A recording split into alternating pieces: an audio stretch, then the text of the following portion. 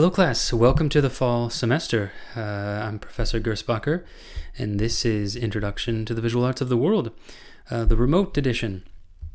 So what we're going to do in this very quick introductory video, I'm saying hello, and we're also going to just briefly go through the website and the syllabus. So I'm going to try to keep it quick. This will be somewhat boring, but very important as far as understanding the protocols for the class and what we'll be doing and how we'll be doing it through this online semester. So this is the website. It's very straightforward. On the left here you have the syllabus. We'll get to that in a second. On here we have the lectures. So if you click on this, you will get to the lectures. The first lecture won't be uploaded until this Sunday. So there's nothing here yet.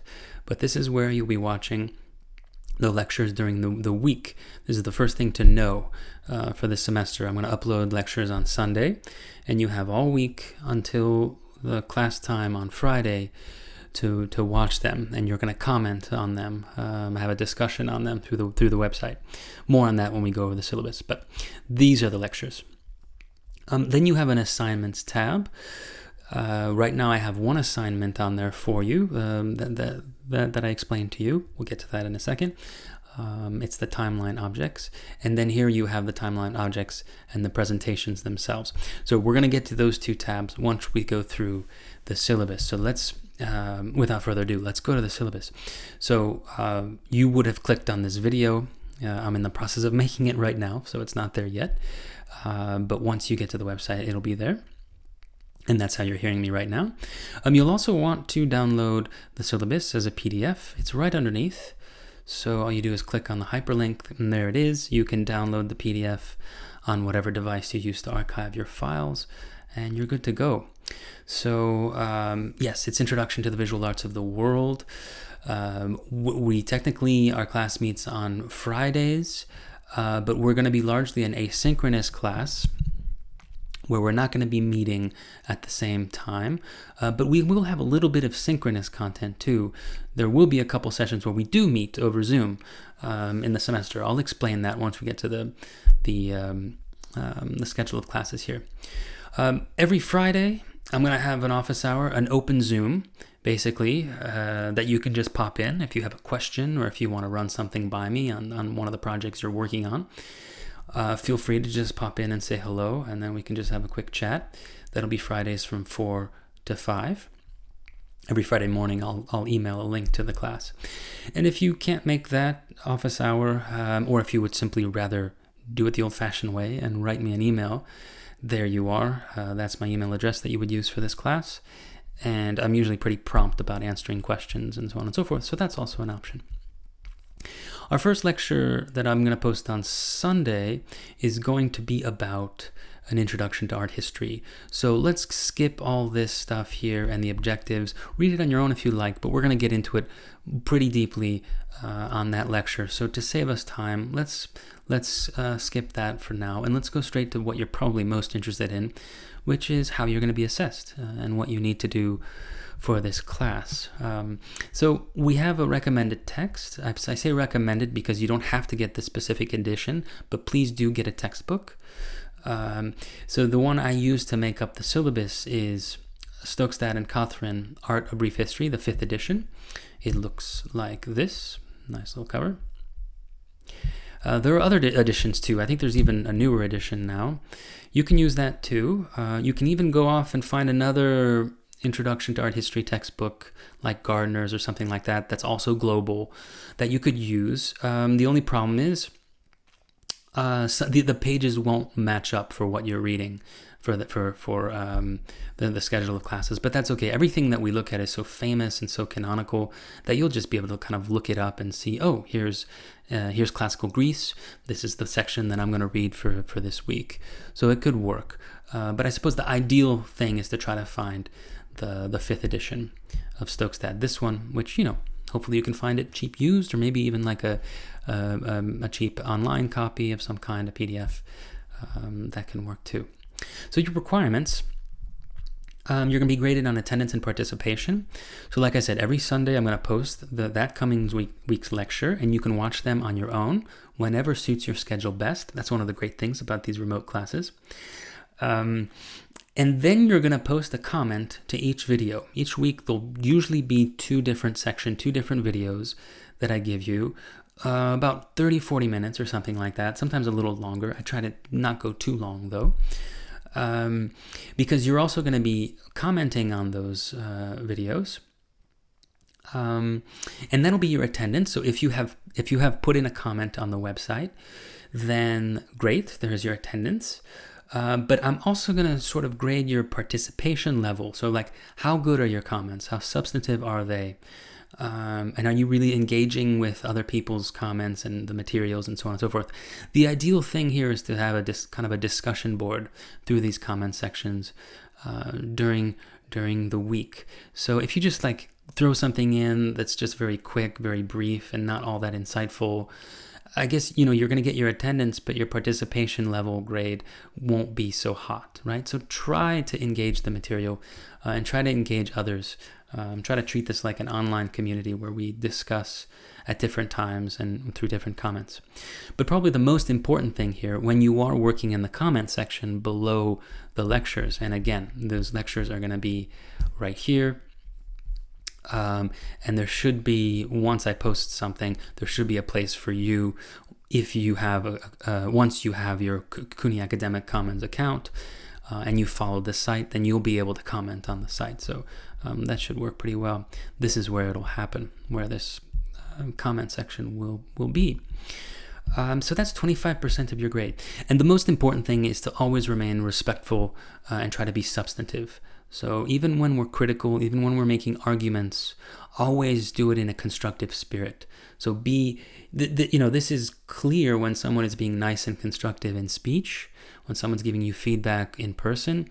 But when you're writing constructive criticism, you have to go the extra mile to make sure whoever's reading this understands that you're doing this in a constructive spirit, because sometimes writing can come across a little bit more vague. So make sure that everything you write is respectful and substantive. So that's 25% of your grade. Another 25% of your grade are timeline objects that you'll be doing throughout the semester. So each student is going to research one Western artwork and one non-Western artwork, but from that same time period.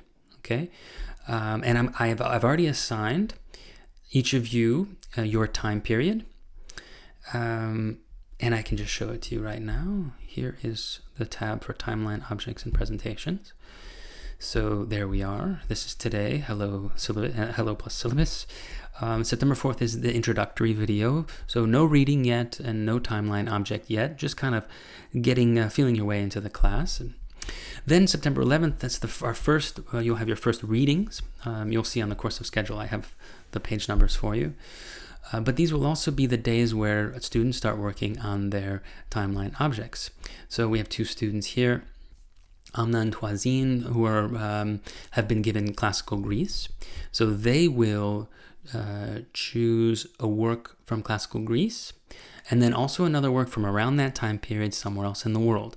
In Latin America, pre-Columbian Latin America, of course, in Asia, in Africa, in Australia, whatever it might be, somewhere else in the world around that same time, and they're gonna work on these two objects. Okay, same thing with Marissa and Keith. They've been given Roman Empire, so they'll choose something from Roman art, Roman imperial art, and then something from somewhere else in the world, maybe something from the Middle East or something from Japan, whatever might be interesting for you. And pardon me if I butcher anyone's names. Please let me know when we see each other on Zoom what name how I should be pronouncing your name correctly, and what name maybe you would rather be called or responded to in an email. That's always good to know.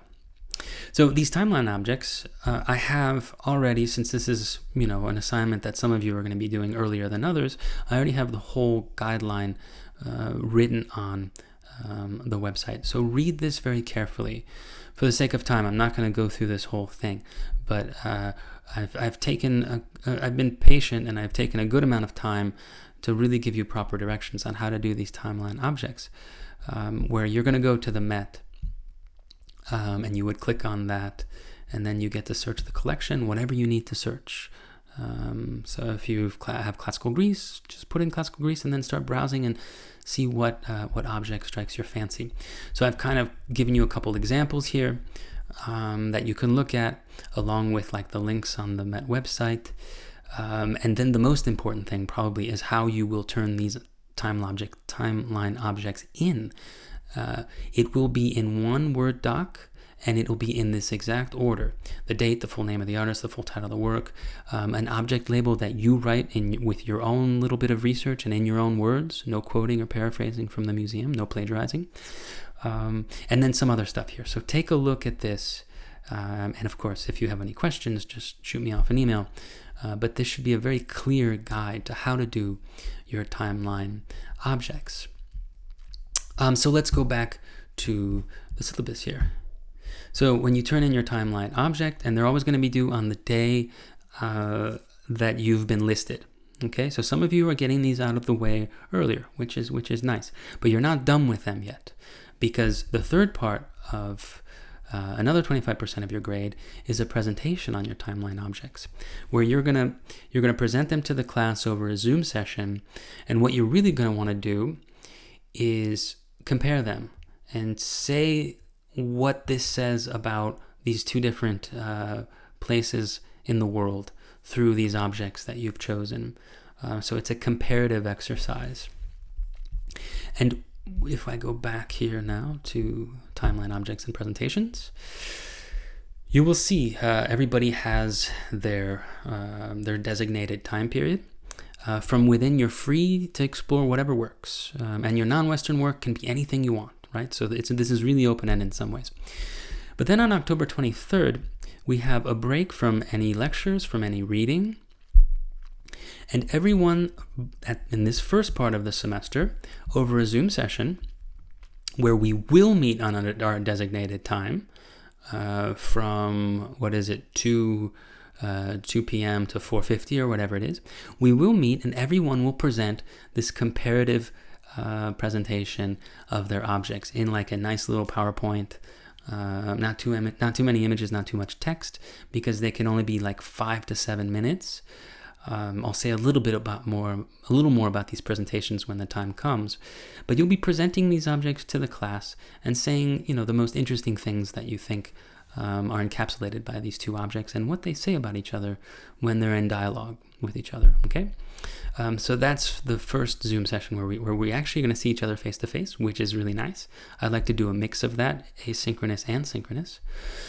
And then it will be the same thing for the second half of the semester. So as we move closer and closer to the 20th century, and at the end we actually work with contemporary art, we have more timeline objects that are going to be coming in. And then Zoom presentations too will happen on December 4th, our last day of class, which again, these people, you students who are listed here, will be presenting your work. So these should be fun. These should just be like a nice get-together where we actually see each other in person, well, kind of in person, over Zoom. And then you just sort of, you give your objects, and then you give a little bit of the research you've done on them. So that should be just a nice, somewhat fun, hopefully fun assignment. And then at the end of all this, these timeline objects and these timeline presentations, what we're going to have is I'm going to accumulate this data you're giving me. Every week I'll be getting about 4 objects 8 objects if there are 4 students every week. And I'm going to be uploading them into an online tool that will generate a big world art history timeline for us. And every student will be credited under their object. And that means that by the end of the semester, we'll have this nice long art history timeline that you can just share, that look through and keep. So we're basically in some ways rearranging the Metropolitan Museum's collection through this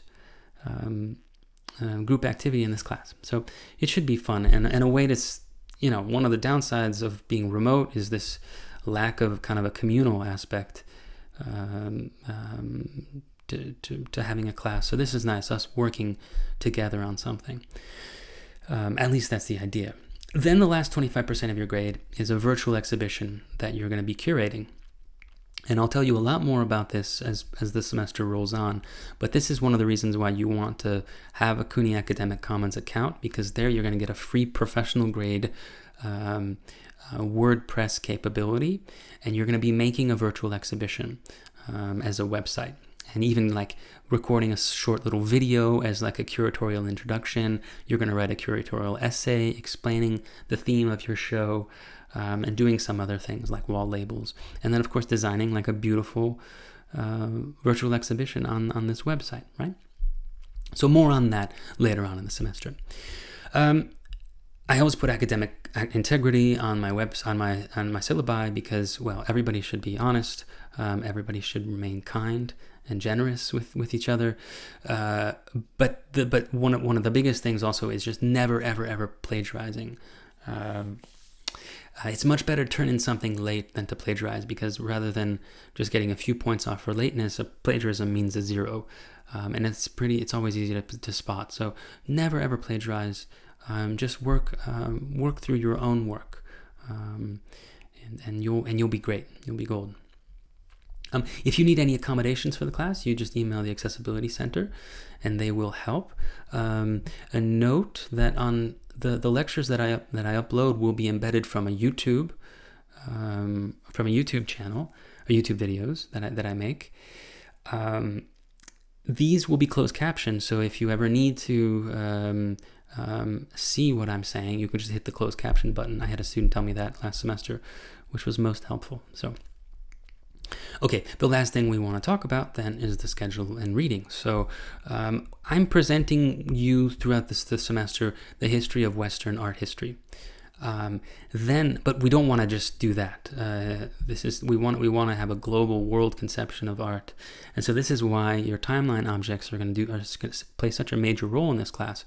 That each week you're going to be bringing in non-Western cultures and non-Western objects into the fold, which is wonderful, and countering them or playing them off the Western narrative that I'm providing you in the class. So we're worlding art history here. Which is a very difficult thing to do when the task is to do all of art history. It's really crazy to do this all in one semester, but that's how it's set up in these semesters. So we're doing a lot in a very brief amount of time. So it's nice that we'll be bringing in all sorts of different world perspectives as the weeks unfold. So it's very, very straightforward. September 11th is the first reading you're going to have after my first introductory lecture that I'll be posting this Sunday.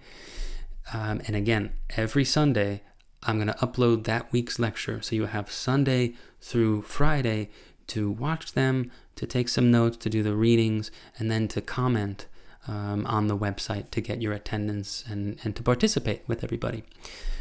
So you have the readings here, week to week, and there are some scaffolded assignments throughout the semester. So on October 9th, I will want to have heard from you already, or at least by that day, what your virtual exhibition theme will be, your final project for this class, which can be anything, honestly. So if you're interested in animals, I specialize in animals in contemporary art and culture. That's what I write on. That's what I research. So let's say you're interested in animals and you're interested in Buddhism or something like that. You could curate an exhibition, a virtual exhibition of animals in Buddhist art, right? And you could be in Japan, you could be in India, you can be in China, you can be in all sorts of different places in the world. Invoke all these different objects, and then curate a show, and then write a catalog, and so on and so forth. But your theme will be due on that day. And odds are you have some sort of pre-existing interest that will in some ways connect to the visual arts. And so go with that, because then you'll be able to find a theme that you really can get into, a theme that will be fun to work on and interesting and compelling to work on for you. So give that a good think. You have obviously still a month and a half or so, but start giving it a think at some point through September, because you're going to be married to it for the rest of the semester. So make sure you choose something that's going to be interesting for you. Like I said before, October 23rd, we're going to have Zoom presentations of the first set of objects. Then we keep going.